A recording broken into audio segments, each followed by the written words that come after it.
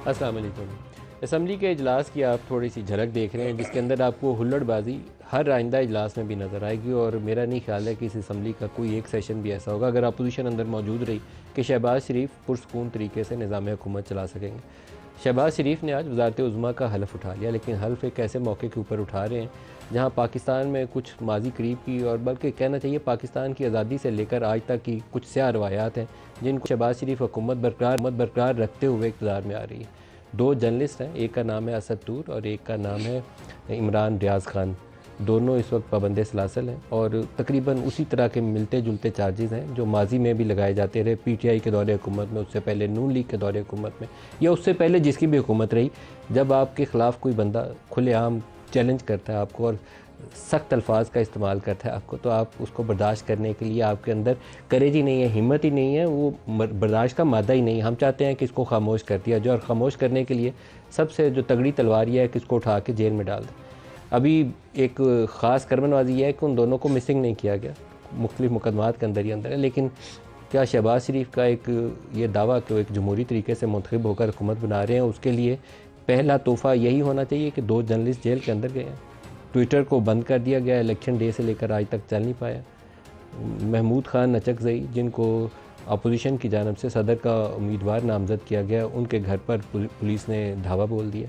तो इन चीज़ों के साथ अगर शहबाज शरीफ हुकूमत में आ रहे हैं, वो भी एक माइनॉरिटी गवर्नमेंट के साथ, तो फिर अल्लाह ही हाफ़िज़ है।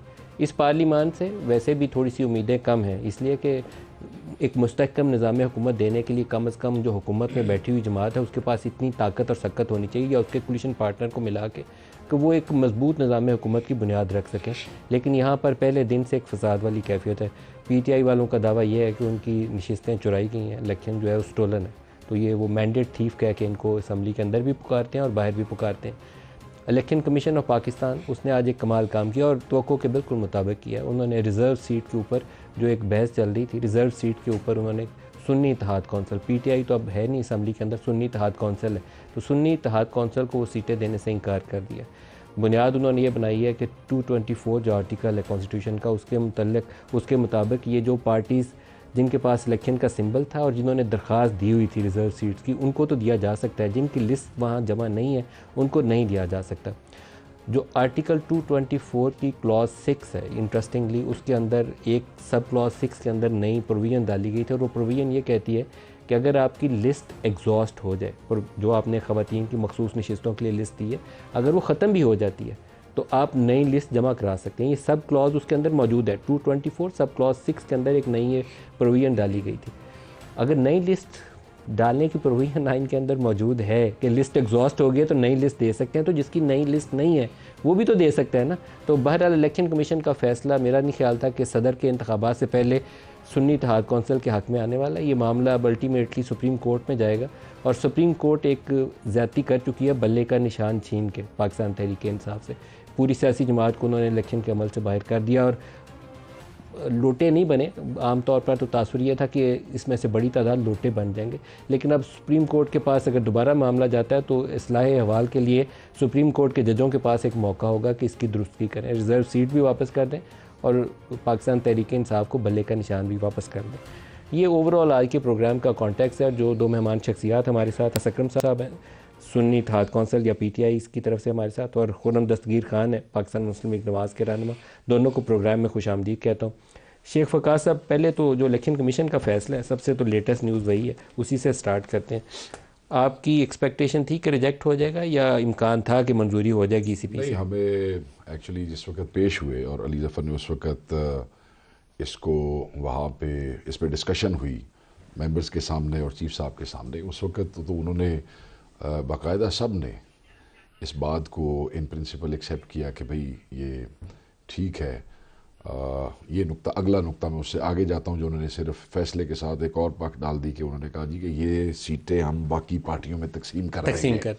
कंट्रोवर्शियल हो जाएगी असल में बात। अच्छा, ये एक जी मजाक है, मज़ाक का खेज बात है।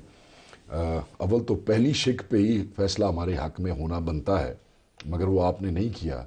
उसके बाद ये जो दूसरी चीज़ सामने आई, ये वहाँ डिस्कस हुई बाकायदा तौर पे। जब डिस्कस हुई तो इन प्रिंसिपल उन्होंने कहा नहीं नहीं, ये तो नहीं हो सकता ऐसे। इलेक्शन कमीशन ने कहा, हाँ हाँ, तो हमने इलेक्शन कमीशन ने आपके वकला को कहा कि नहीं ये नहीं होगा कि बाकी जमातों में तकसीम कर देंगे। वो उस वक्त ये, जैसे मुझे मेरे वकला ने बताया, मैं आपको बता रहा था, 23 नशिस्तें हैं। हाँ, तो उन्होंने ये इंप्रेशन ये दिया कि नहीं ऐसे तो नहीं होगा, मगर हमें को ख़ास तवक्को नहीं थी इलेक्शन कमीशन से। मैं ये आपको बड़ा वाज़े बता दूं, जो कुछ इलेक्शन के दौरान हुआ, जिस तरीके से जनरल सीट्स के इलेक्शन पे हमारे साथ बर्ताव रखा गया, जिस तरीके से फॉर्म 47 जो हैं वो तब्दील किए गए, जिस तरीके से आरओज़ को प्रेशराइज किया गया और उसमें इलेक्शन कमीशन ने हमारी कोई हेल्प न की, जिस तरीके से अब आप इलेक्शन कमीशन के इस फैसले के ऊपर सुप्रीम कोर्ट में जाएंगे? कंसोलिडेशन के बाद भी, कंसोलिडेशन का कमेंसमेंट हो जाए ना प्रोसेस की मलिक साहब, वहाँ आरओ के पास, उसके बाद रिकाउंटिंग की एप्लीकेशन एंटरटेन भी नहीं हो सकती। ये कानून लिखा हुआ है, मगर कमेंसमेंट क्या, कंसोलिडेशन ख़त्म भी हो गई, वहाँ भी रिकाउंट्स ऑर्डर हो गए। हमारे कई MNA इस वक्त जो आके बैठ गए हैं, फॉर्म 47, 48, 49, 45 सारे मुकम्मल हो गए, उसके बाद भी रिकाउंट्स हो रहे हैं। ठीक है जी, तो जो ये सब कुछ हमारे साथ हुआ, बिल्कुल हमें कोई हमने ऐसी तवक्को नहीं रखी हुई थी कि यहाँ पे कोई इंसाफ का बहुत बोला। सुप्रीम कोर्ट जाएंगे? बिल्कुल जाएंगे, ये हमारे पास एक ऑप्शन है, हम क्यों नहीं जाएंगे। मैं आपको एक मिसाल दे देता हूँ, और ये ऐसी मज़े का एक मिसाल है। जो पिछली दफ़ा असम्बली का इलेक्शन था, मेरे वालिद उसमें MNA हुए, तो ट्रिब्यूनल ने एक फ़ैसला कर दिया, और उस फैसले की बुनियाद जो भी थी, फैसला ये था जी, क्योंकि हम तुसी MNA नहीं रहे, तो जो नंबर 2 आया था, जो रनर्स अप था, हम उसको डिक्लेयर कर देते हैं। ये एक अजीब मज़ा खेज़ पाकिस्तान की तारीख का फ़ैसला था। उसको हमने सुप्रीम कोर्ट में चैलेंज किया, और जज बाकायदा आधा घंटा हंसते रहे कि ये किस शरीफ आदमी ने, ट्रिब्यूनल में कौन सा जज बैठा था जिसने ये बेवकूफ़ी किया, और आधे घंटे के अंदर अंदर वो फैसला फारिग हो गया। हमें उम्मीद है कि ये जो चुस्ती दिखाई है फ़ैसला लिखने वालों ने, उन्होंने ये फ़ैसला इनका सुप्रीम कोर्ट में बिल्कुल उड़ जाएगा और इसका पता भी नहीं लगेगा। मुझे खुशी ये है कि एक डिसेंटिंग नोट आया है, लेकिन डिसेंटिंग नोट सिर्फ रिजर्व सीट के ऊपर ही आया, बाकी फैसले से उन्होंने इत्तेफाक किया आया है। ये कि मौजूदा जमातों के अंदर तकसीम कर दें, उसके ऊपर सिर्फ इख्तिलाफ। वो जो डिसेंटिंग नोट आया है, मुझे खुशी ये है कि वो हमारे बरवाना साहब पंजाब से मेरे हल्के के रहने वाले हैं, मेरे इलाके के हैं, मुझे उसकी बड़ी खुशी है कि कम से कम कोई 23 नशिस्तें कौमी असम्बली में बनती हैं सुन्नी इत्तेहाद कौंसिल की, अगर इनको दी जाएँ और अगर इनसे ले ली जाएँ, आपको दे दी जाएँ, तो 23 आपके पास आ जाएँ तो आप तगड़े होकर खड़े हो जाते हैं। क्या सोचते हैं सुप्रीम कोर्ट इसके ऊपर क्या पोजीशन इख्तियार करेगी? इस सुप्रीम कोर्ट को दुरुस्त पोजीशन इख्तियार करनी चाहिए। और वो क्या होगी दुरुस्त पोजीशन? जो कि इस वक्त कानून में नहीं लिखी हुई।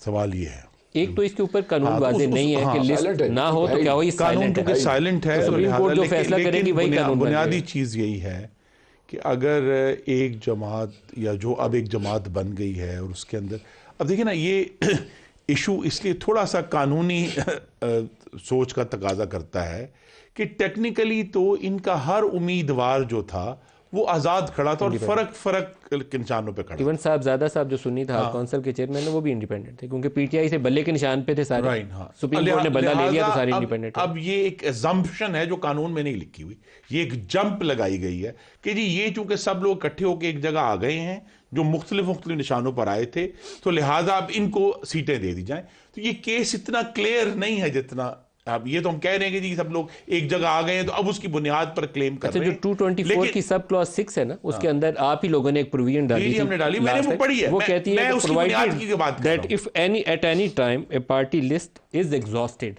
वर्ड एग्जॉस्टेड के लिए यूज किया गया, the concern political party may submit a name for any vacancy which may occur thereafter। तो there is a provision। नहीं, ये प्रोविजन नहीं हेल्प करती ना। मैं उसके बावजूद जो बुनियादी बात है, मैं ये समझता हूं कि अगर ये ग्रुप इकट्ठा हुआ है तो इनको इनकी नशिस्तें मिलनी चाहिए। ये अच्छी बात, ठीक है, ये बुनियादी बात है, ये अच्छी बात। अब उसके लिए कानून में हमने कहां तक पहुंचना है, दो तरीके हैं, या तो सुप्रीम कोर्ट इसके ऊपर बात अब लिख दे अपना जो भी उन्होंने फैसला देना है, या फिर जिस पार्लियामान के ये रुकन बने हैं, जिसको आजकल ये मतून भी कर रहे हैं, वैसे पिछली को भी मतून करते थे, इसको भी 2013 से ऑनवर्ड ये काम मतून ही कर रहे हैं, लिहाजा वो पार्लियामान अपना काम करे ना जी, जिस काम के लिए अवाम ने मुंतखब किया। और 224(6) में आगे एक और प्रोविजन ऐड कर दे, 224(7) ऐड कर दे कि जनाब अगर ये सिचुएशन होगी तो ऐसे होगा, तो ये पार्लियामान अपना काम कर दे।